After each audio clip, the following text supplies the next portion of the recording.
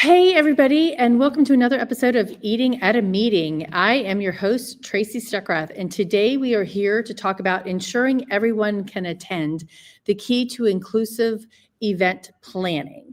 And I am excited to introduce you to my new friend. I do this wrong all the time, Jami Paronto. Did I say that right? You Yep. did. Okay, good. She is the Senior Global Account Director at HPN Global.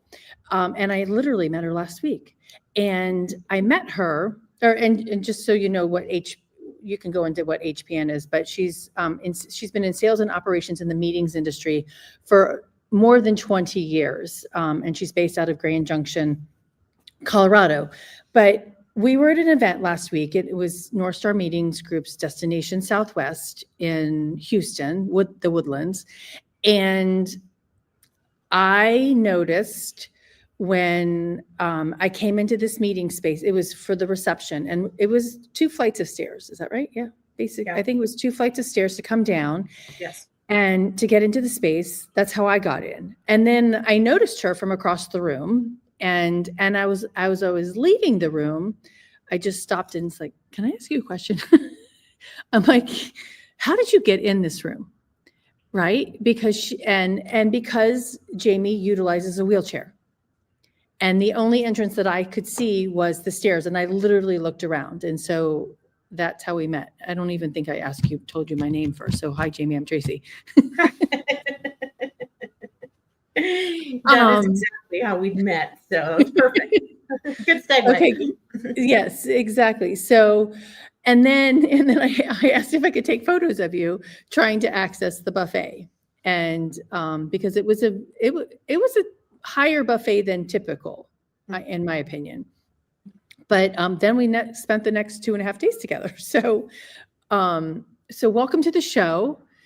And thank you for agreeing to be on my show 5 days after you met me. So, well, thank you for inviting me. And yes, it was a great, I think we have a great little friendship right now. So yes, terrific. yes. Thank you for inviting me. And I look forward to discussion and listening to other podcasts you have. The information you provided in our education session was wonderful. And it was really relatable to everyone in the room. We were all chatting about that right afterwards and in the afternoon as well. So how relevant it was to us, to all of us, bringing up subjects we think about, but not focus on completely. So Right. It was great. Exactly. Thank you.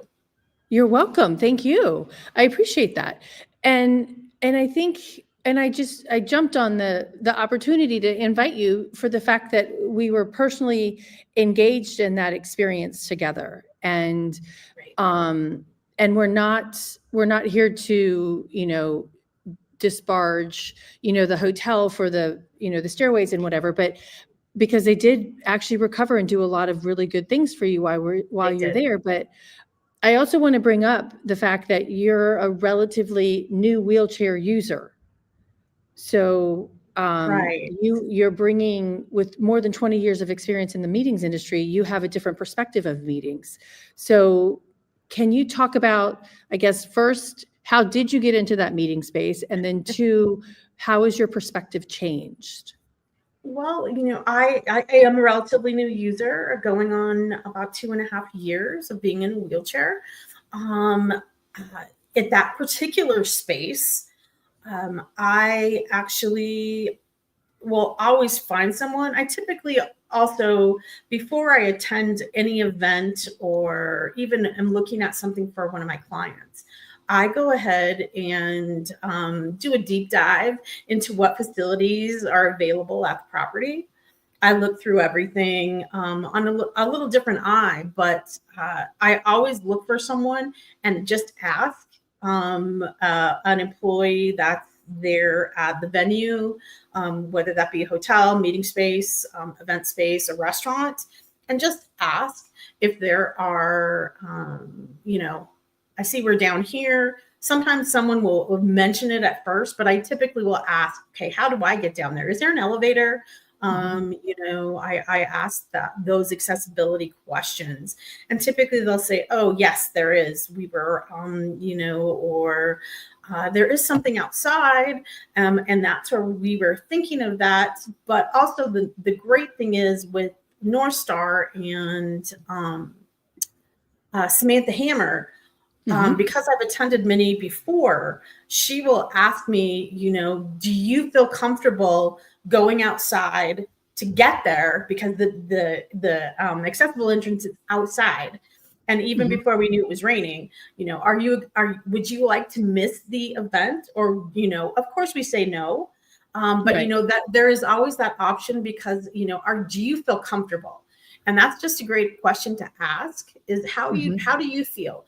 Do you feel comfortable joining, or we can make other arrangements?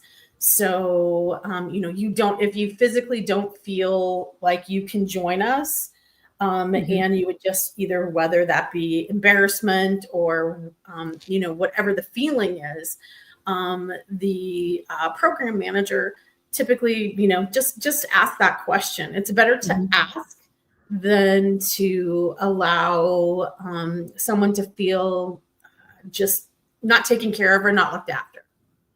And also just don't do for them. Like, just don't start Correct. pushing your wheelchair. You need Correct. to ask, because that's like touching your body. Yeah. Exactly. It is it is an extension of your body. So it is your personal space. So as long as, and people are, well, I don't know whether I should ask or not. And it's always just good practice, just like you would with someone who, anybody that you were with, you would ask another human being, what can I help you with? Or here, let me grab that glass for you. You would do that with someone's hands are full, whether they are able-bodied or in a chair or with a walker or something. You would just ask a human being, just be a kind human being, and always put yourself in someone else's shoes.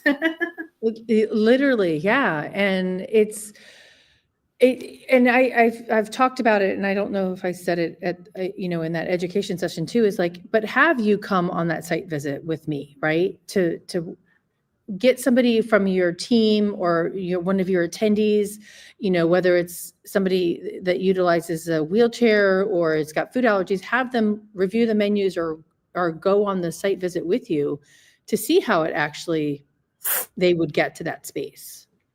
Absolutely. That's something. So at that property, they were all staff in all departments. They didn't have any, I'm sure they have talked about it, but I think just the kindness and courtesy of the staff that they have there at the Woodlands Resort, just they're kind people. They were kind people. You can tell, being around the industry for so long, right, who belongs to working in this, who has it in their heart, I guess, to be in hospitality. That's probably why I have stayed so long, because, I like to take care of people.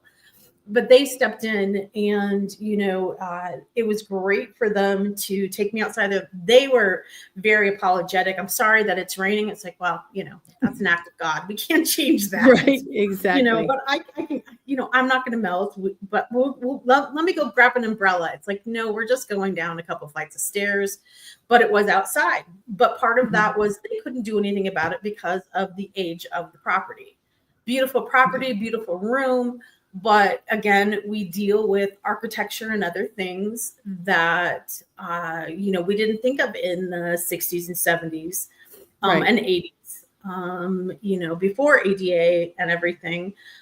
So they've done what they could, but their team got us where we needed to go. Right. You were, I think you and I were going from the meeting space back to our rooms into the lobby. And you mentioned the carpeting as well. Some of the carpeting is in some hotels is super thick, where some of it, but you said your room was pretty close to the entryway to the building, and that property it's the Woodlands, the Hilton Woodlands, and it had multiple buildings, lower buildings, that everybody stayed in. Right. Correct. And, the only thing that I did mention to the property was that in an accessible room, it had carpet because again, when they do those keys, everybody is the same other than a few accessibility, or a lot of improvements are made based on, height of the coffee maker, height of the hang bars in the closet, things like that. But it would be really nice if they could put, a wood floor or, tile, vinyl planking even would work because it does make it a little bit easier.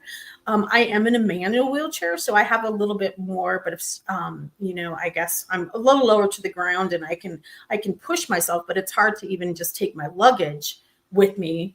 On carpet. So I typically will have a bellman or guest services person help me, even with the small bag, take it because it's hard to roll myself and to roll the luggage anywhere across the room or anywhere across the property, depending on whether that's one building or 6 buildings or 8. Right. So. Yeah. Well, and even if, you've got a manual wheelchair and somebody else has got an electric or whatever, but it's understanding, just picking up the phone and having that conversation with you. Correct. Right. And it makes a big difference. An electric wheelchair is still going to have those problems on carpet. And especially, when the carpet's thicker, that's great because it's newer. It has wonderful padding, it's much higher quality. So that is a good thing. It feels great to walk on if you're walking. That is something to take into account. Luckily, I was in a typical guest room, not a humongous suite, darn it. Right. But it still was very easy to get around in my room and things were placed exactly where they needed to be. For my reach sitting in a chair. Some people sit up a little bit higher, but I think for me personally, my accessible room, and I always call ahead and ask for it and ask it to be a little bit closer to the elevators. I still kind of have to temper that with, I don't want to be too close to the elevators to hear that going up and down all night. That's just something that I am sensitive to. But I do want to be a little bit closer so I'm not making a complete trek every time I just leave the elevator to get to my guest room, which in some high-rise hotels, I have to be closer to, they'll put someone in closer to the stairwell. Just for emergencies. I was in another hotel in Houston in September. Crazy that I've been there twice in 2 months. Me too. 2 unrelated things, but what a great city. But yes, my guest room was right next to the stairwell on 23, 21. I can't remember which floor I was on at this particular property, in a convention hotel with 1,500 rooms. And I definitely had a long trek to the end of the hallway with carpet. And the great thing was at that property, though, every now and then, depending on the time I was going to an event or, something, a housekeeper would say, may I help you? Por favor, and look at me questioningly, even if we couldn't speak and be like, oh, no, I've got it. But they would just jump in, no, and they would help. So, it's just being cognizant of, again, being kind and seeing if someone needs help.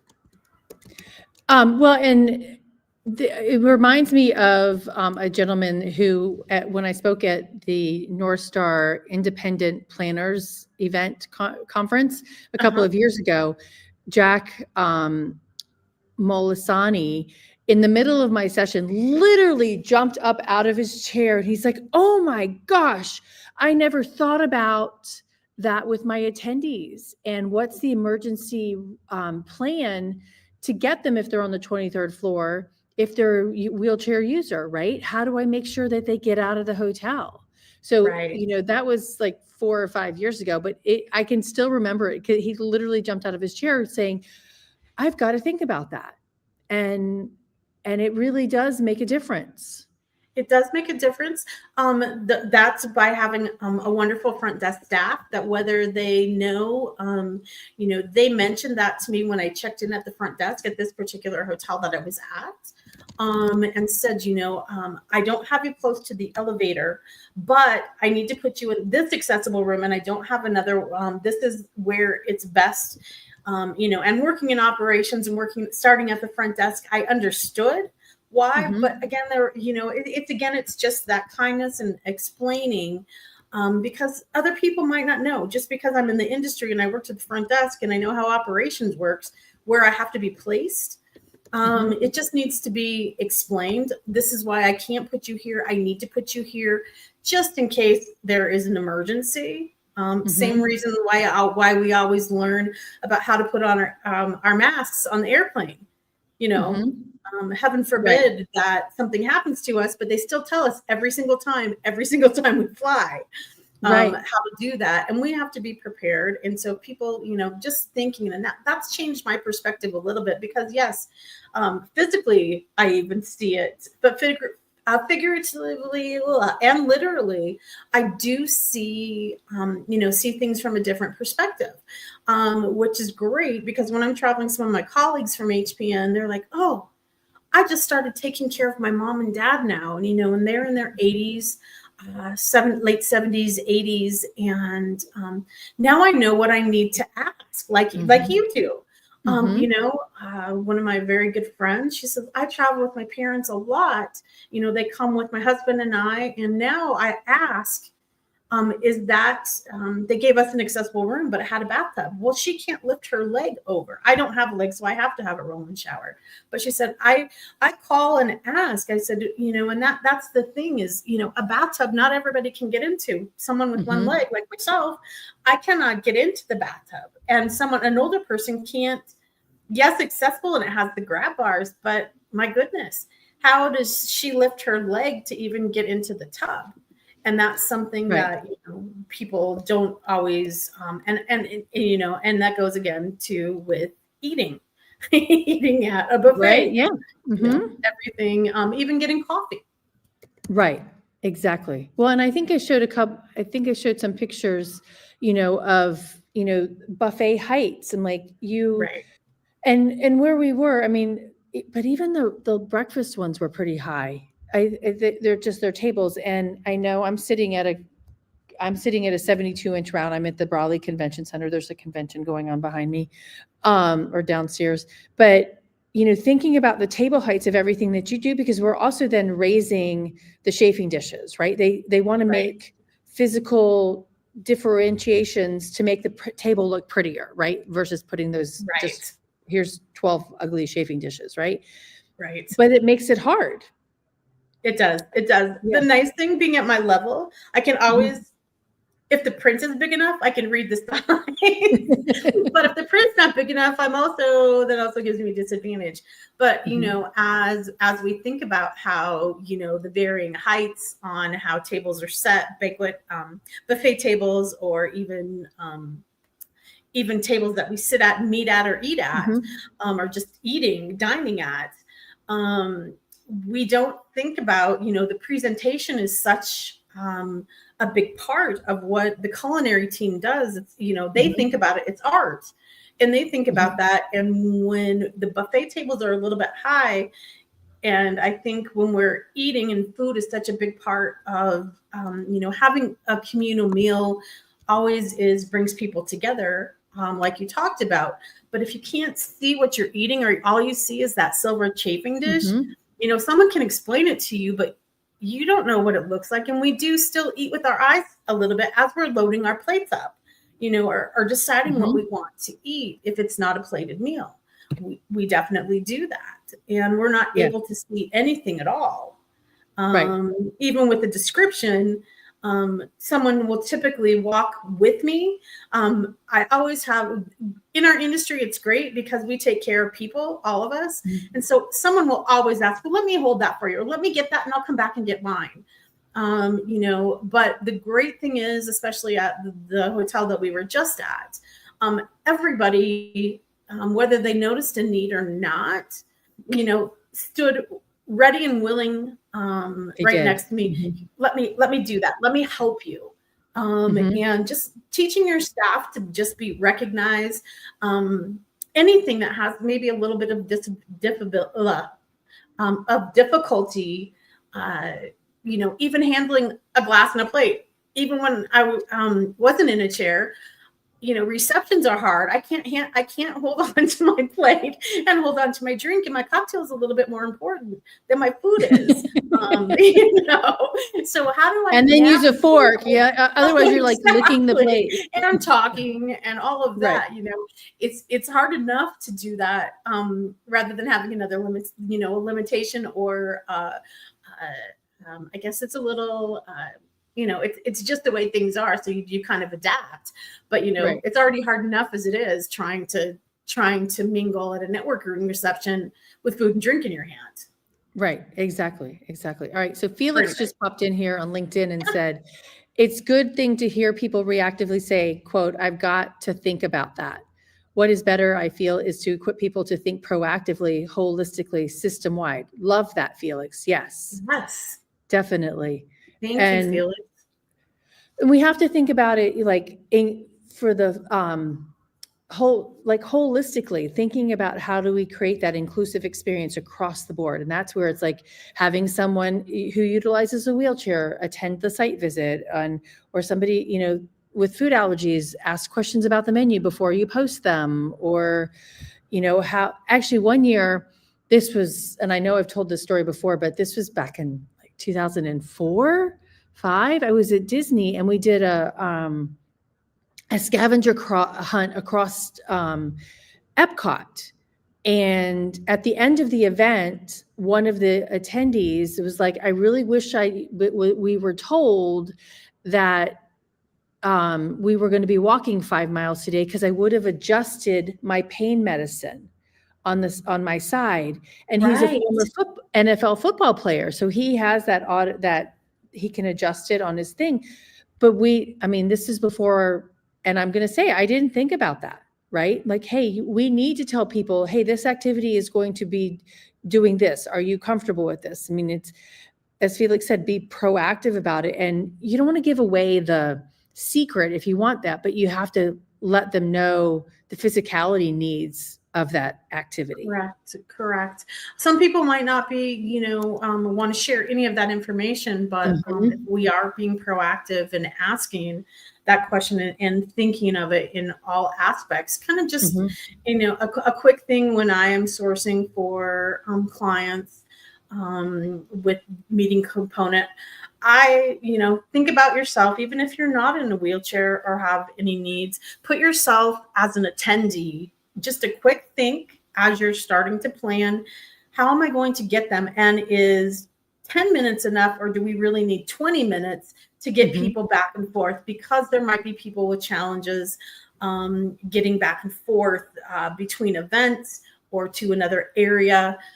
Is there transportation? Luckily, a lot of times when we're on, larger resort properties, or they'll have a golf cart or a car that is there for people who just I was at another meeting in Lake Tahoe, and the golf cart was there to help people that one just had a surgery a couple of weeks ago, and she was raring and ready to go, but by the third day, because she had walked so much and she had been convalescing, basically, she needed that extra help. And she says, is it okay if I just stick with you because you need those things too? And is it absolutely? And I think it's just, again, to reaching out and seeing and noticing someone, again, kindness, just reaching out and being a human being and looking at everybody. We're all the same, and how would we want to be treated? And that really is the gist of everything. It really is. And we were talking about, before the show came on, our one friend at the conference as well, who gets vertigo going, gets vertigo going up the stairs, right? And but she stood there for a few minutes at the bottom of the stairs until somebody else was leaving to see if they could help her up the stairs, because she didn't want to go find someone and ask. So we need to make sure that, hey, and not that she's going to necessarily disclose that on an event registration form, but as event organizers, we need to have that buddy system of sorts, or that I like to call myself a culinary concierge. So can you have that accessibility concierge, to that people can reach out to? Because even so, I mean, there should be a number, there should be a person that you can call no matter what, if you need help. Right. That is right. There are certain brands within our industry that do that have kind of like a meeting concierge, but they are there to do like kind of red coat service. So they're there for everything that the banquet staff or the sales staff is not prepared to do, but they're there to help in that case. And they're just, someone who observes and watches and sees what things can be done.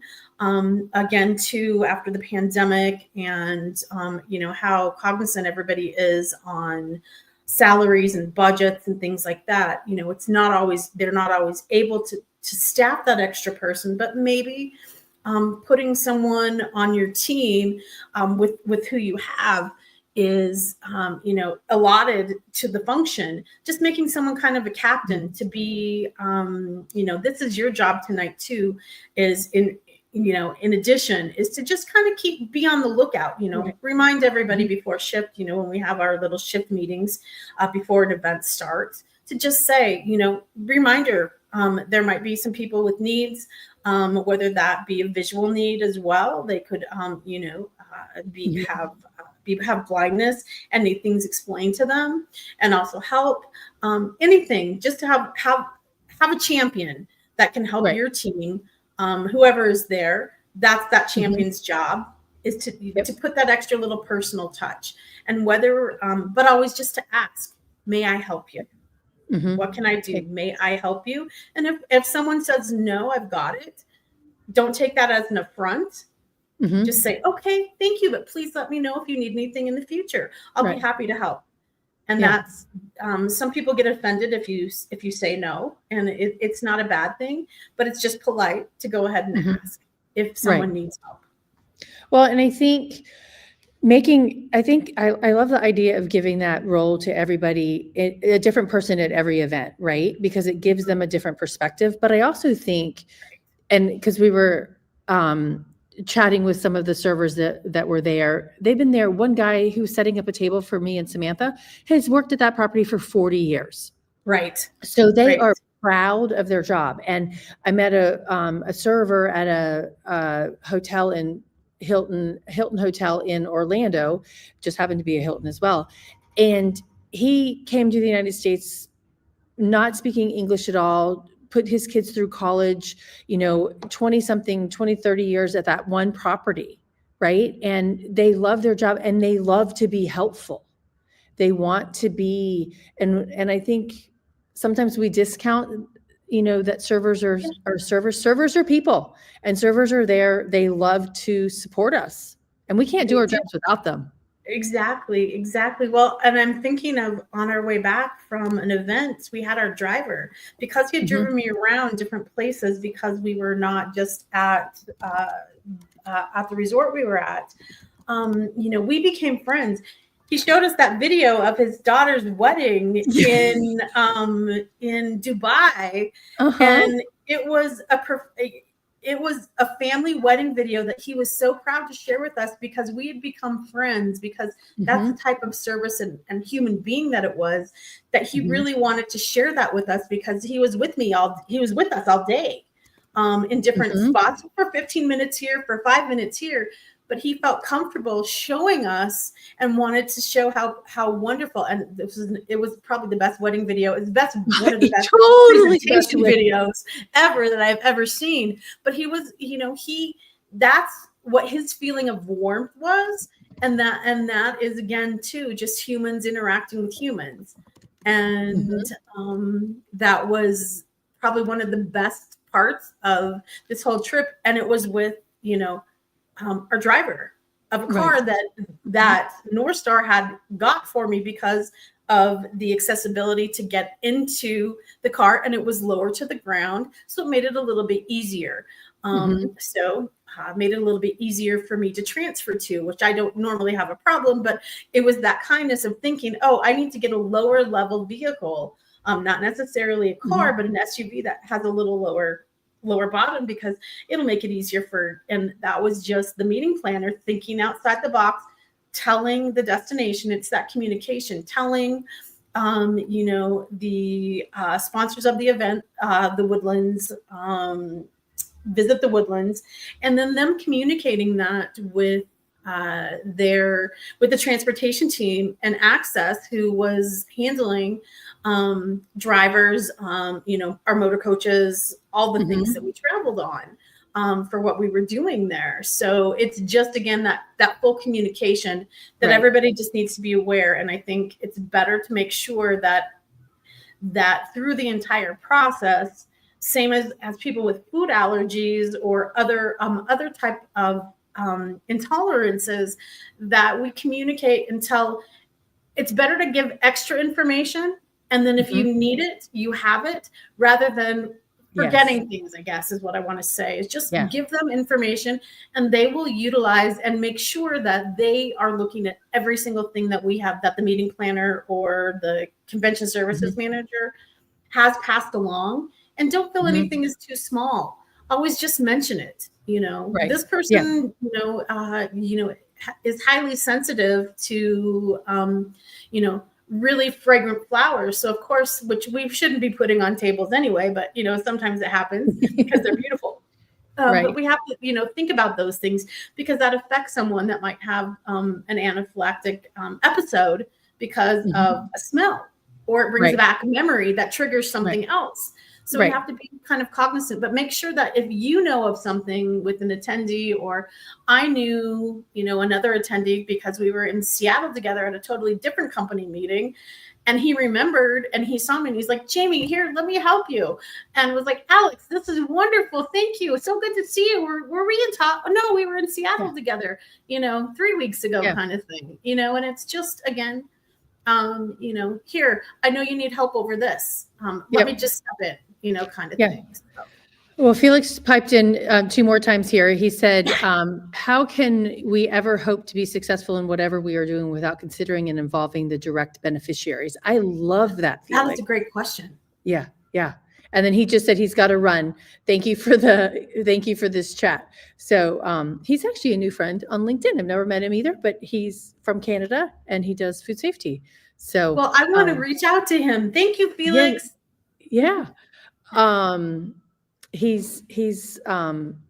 made some good points he made a comment on the post about the young lady that recently died in LA. Did you see that story? Yeah. Right. Yes. Yeah. And actually she passed away the day that I spoke at North Star. She did. Night. Yeah. She did that night. Yeah. Oh my goodness. That's crazy. It's very scary. Okay. So I want to go back, so you've utilized a wheelchair now for 2.5 years. And I know there's people who say I'm in a wheelchair. I'm a wheelchair user. There's a variety of different ways that people say that they use wheelchairs. So 2.5 years, can you, what is the most, since you've started using a wheelchair, what is the most common accessibility challenge that you've faced in attending an event? I think it's just little things like curb cutouts, handling, how to get from point A to point B. Is there 2 steps involved? Do I have to go all the way around? I could go 4-wheeling, 2-wheeling, I guess we could say. I do have extra big, small wheels too. So I guess it is 4, maybe 6. Anyway. But I think the biggest challenge is just getting from point A to point B. That is probably the number one thing I think of. And so when I arrive at a spot, whatever it may be, even in my daily life, it's like, how am I going to get here to there with what I need to do? And how am I going to complete the task? And that could be whether putting my brakes on to sit so I'm not moving, so I can, lift myself up. And stands a little bit, but then I have to have a counter to balance on. So it's really just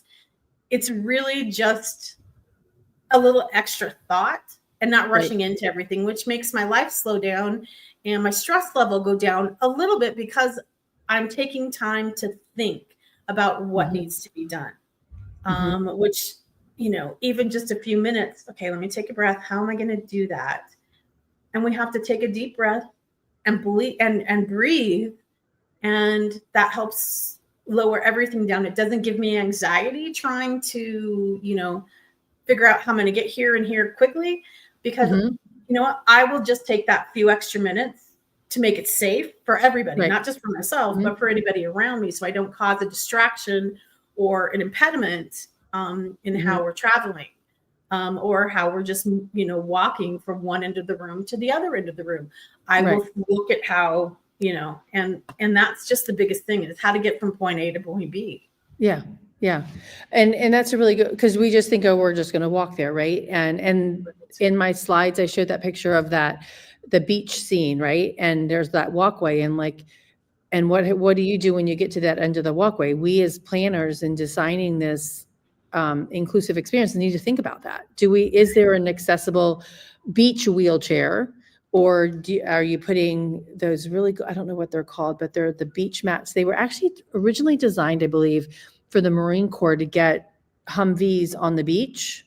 Oh, that makes sense. Yeah. Yeah. Right. So there's these black mats, and so that they can run out, and can you put that across the beach so everybody can utilize them? But I like the fact that you said, let's just take a step back, to just take a second and say, okay, how am I going to do that? It's even like, how am I going to climb Mount Kilimanjaro? Right. Right. And sometimes it is that hard. It is that hard, but Getting- it's that easy too. It's one step at a Right. time, Mhm. move a little bit. It's even on the trade show floor. Sometimes tables are really close together. Mhm. Think about, either not having tablecloths or using scubas if you have those, Mhm. because long tablecloths get stuck in wheels. And I look sometimes when I'm trying to navigate a trade show floor, if I'm the one that's moving from station to station, I sometimes have to go up and around, but it really is just, again, taking a few minutes to navigate. But, Mhm. we have to think about those things. Again, think about how anybody, even someone who is just walking, can trip on those long tablecloths that are supposed to be tucked under the table, but we really can't do that because they have to be long enough to cover, but then Mhm. they're too long, they drape too much on the floor. So they really are a trip hazard for anybody, but especially Yeah. for wheelchair Mhm. users or people using a walker or a cane, because we get caught in all the extra fabric. So Right. that's something Yeah. that, at least maybe allow a couple extra inches. Mhm. And so that's something when you're trying to maximize, especially for a trade show, you're trying to maximize the revenue by having people Mhm. pay for their tables. You Right. have to kind of, fit in. Do I want people to be safe, or do I want to make extra money by having an extra row? Right. Can you recoup that Right. revenue in a different way? Can I add an extra Mhm.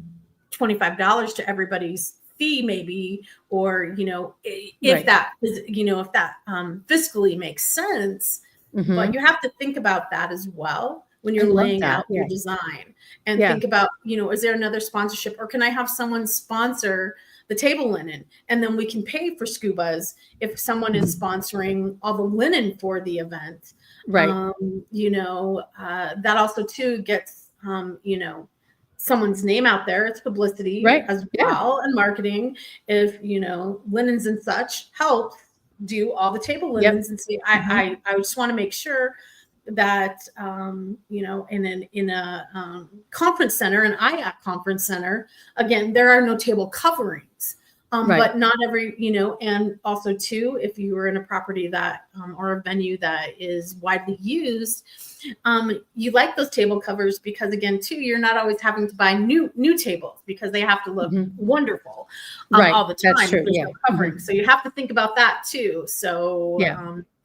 but about the revenue, Yeah. and get a sponsor to help you.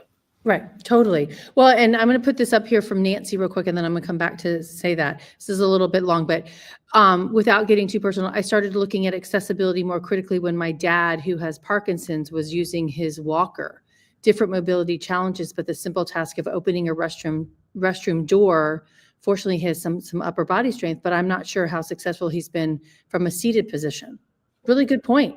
And That's in my old corporate job, like there was a door with a handle to go into the restroom, and then there's a little hallway, and then there's another door to go, and you have to open both doors. I'm like, why are you not making this just easy to get in and out, right? Why is there not a handicap, well, now button. they're waves, right? The buttons or the Right. waves to let somebody in, right? And Right. do you know if that door is opening inward or outward, right? Yeah, Right, that's a right. challenge. And and that's something that some properties, I was stuck in a Hyatt hotel, I will call them out, downtown Minneapolis a couple of years ago at Connect, that they had the signs up that it was an accessible bathroom. And so, but the signs were there, the grab bars were there, but the door didn't open out, it opened in. So someone in a wheelchair couldn't, and I actually had to go to the bathroom. So I was trying to wiggle and I got stuck in the stall because the door only opened in. And I was there with some other meeting planners. We were there for a reception, and it's little things like that you have to think, that does the door swing in and out? But an accessible door needs to swing out, not in.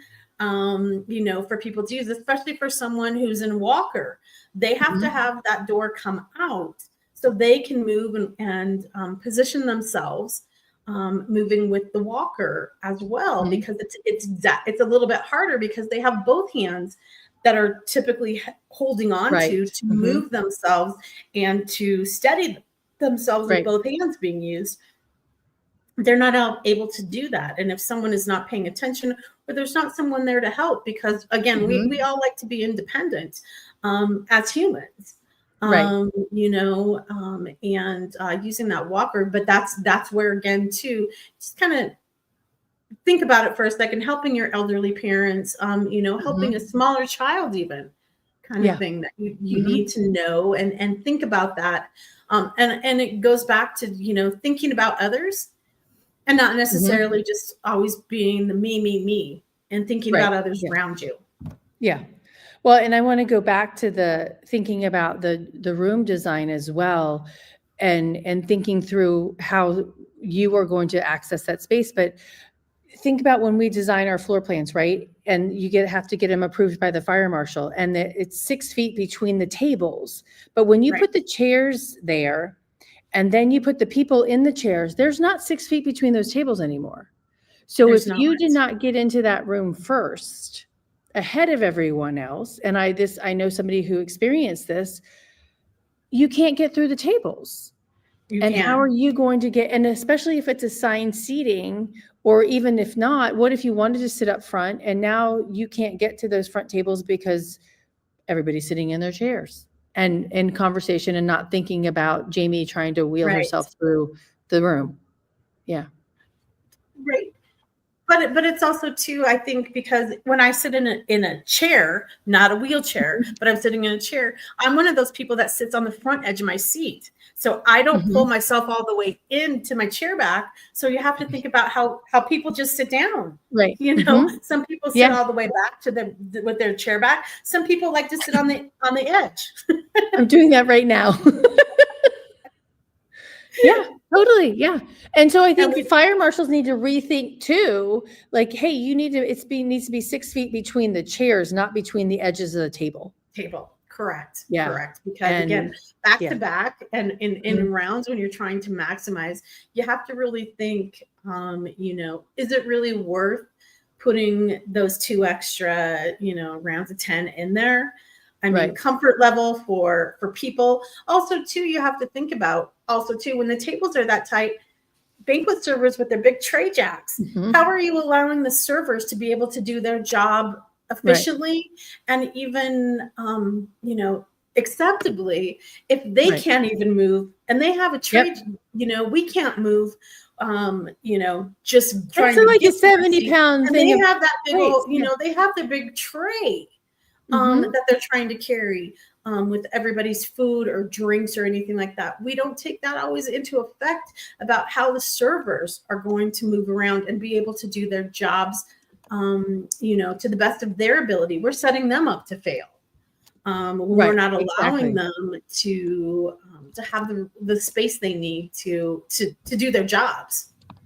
Well, and I attended an event in New York City a couple of years ago, and I was flabbergasted by how they struggled. The servers struggled to get between the tables, and I don't know how that room got approved by the fire marshal at all. And one of my And I friends think it's uses, yeah, and she uses like the hand poles, right, on her to maneuver, to walk. I don't know what those are called. And so she was struggling to get through the they're kind of spaces. crutches, So a certain kind of crutch. yeah, thank you, crutches. That's the right word. Yeah, they're But crutches because even if you have the ones that are strapped on your arms, someone who right. has MS or someone who has spina bifida that's trying to move through cannot utilize and doesn't have space to get to. So we have to sit on the periphery. I usually end up doing that just because it makes it easier and people don't have to move or anything like that. But sometimes that you have to think about, we want to make everybody feel included and inclusive. And if people with special needs, no matter what physical needs, have to be kind of on the periphery of everything, because it makes it easier, is that really the message we want to send? And does that kind of outweigh for that attendee, the actual message of the content? Because they have to sit on the outside. Are they actually absorbing all the content like they should? Because do they feel included? Possibly not. It depends on that individual. I mean, we have to think of those needs as well. Yeah. Oh, and that just reminded me of another event that I attended, which was an inclusion conference. And there is no way that anyone who utilized a wheelchair or crutches or scooter could have gotten in that space. And I'm like, how are you being inclusive at your own event when that's called that? Okay, so we need to wrap this up. We could talk, Jami, I am so excited that I met you. Yes. And that I love to talk to strangers and ask them questions. Actually, before we go, two final questions for you. Besides the Woodlands Hilton, is there any other property that you've seen that's done a really good job on accessibility, and that makes it stand out to you? I was at, I'm trying to think. Well, there are so many that do a very good job. And this is, let's talk about Margaritaville, Lake Tahoe. It was an Embassy Suites. It's great, but they had every single thing, even down to my coffee maker, and a special little shelf for people in wheelchair users and their accessibility, that the coffee maker wasn't on top of the microwave like it typically is, or on top of a shelf, which I can get up, but if someone is seated, they can't pour the water in the coffee maker to make a cup of coffee. But every single thing in that room was thoughtfully designed to be at the right level. Even to the ironing board, which I do utilize sometimes. Actually, at that hotel, they didn't, because they had the best thing. They had hand steamers in every room instead of irons and ironing boards. So good. I love that. those. Is the best, because anybody can use a steamer. You don't have to have those two pieces of equipment. You don't have to find a place to plug it. You just have to find somewhere. You can even do it in the bathroom, hanging it up on your shower, on the shower rod, but not the pull cord. Yeah. You have to remember that part, the fire part. But no, and having a steamer, and they made sure that every single thing was accessible, that someone thought through that accessibility. So even with someone that was visually impaired or hearing impaired, everything was at the correct level. That's awesome. And it just takes a designer or even hotel ops, when they're punching the room to make that room, thought about that. Yes. And I did see another guest room that everything was up just a little bit higher, but they made sure every single touch. And my salesperson at that property came and she said, I just want to see your room just to see how everything is laid out, because that hotel had just been transformed. And Mhm. she says, I really want to see that. And I said, she says, oh yeah, everything else is a little bit higher. I said, but not in this room. Everything is great. There's a Hyatt Regency in Baytown, Texas, just outside of Houston. Again, another Houston. Oh my goodness. Houston does a good job. Let's talk about that. Yeah. But they are a brand new property in Baytown, right there on the shipping lane. But they thoughtfully designed everything. They have smooth floors, every single thing, lighting in between the beds. Oh, So if nice. you're in a chair, that lighting is motion activated. So Mhm. even though they have platform beds, that lighting is unobtrusive. But when anybody gets out of bed, so you don't have the need to fumble around for a Mhm. night light, that light comes on when you take a step out of your bed, when you put a foot down on the floor between. I was in a room with two Nice. queens, and that light came on. Little things, Nice. little touches like that is good for everybody, not just for Yeah. me. Oh, yeah, totally, But totally. they Yeah. are very, so let's just say Houston did a very good job. And I think again too, it's a sense of Texas hospitality. Yeah. I mean, Exactly. we can do that. And people being people and Right. humans being kind humans. Exactly. That's awesome. Okay, so my final question that I ask everyone is, what does a safe, sustainable, and inclusive dining experience look like to you? Well, we need to make sure that if it's sustainable, that again, too, everything is sourced sustainably.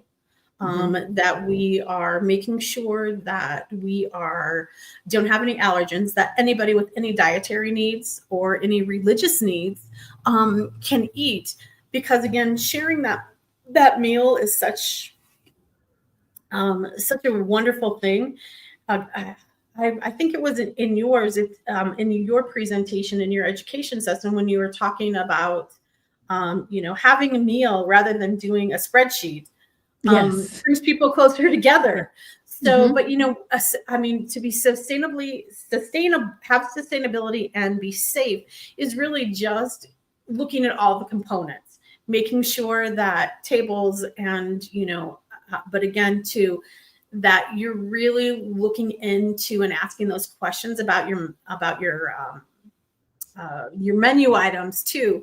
Do these include any shellfish, any dairy, anything Mhm. like that, made with peanut flour, made with, Mhm. any nut flour, Worcestershire things like that. You sauce. just Yeah. have to ask Mhm. those questions, because it might Mhm. not say peanut butter on it, but it couldn't, but obviously it's made with peanut flour. Right. That no one would know, because it's just a little bit of those ingredients Right. in there. So Yeah. I guess, did I answer the question? Not really. You too? Yeah. No, you did. Thank you. You did. You did. All right. Well, I so appreciate you becoming my new best friend as of last Wednesday or Wednesday night. Yep. Everybody, this is Jamie, and here is how you can get a hold of her. Patrona, Toronto. Toronto. Paronto. I had to just do it Paronto.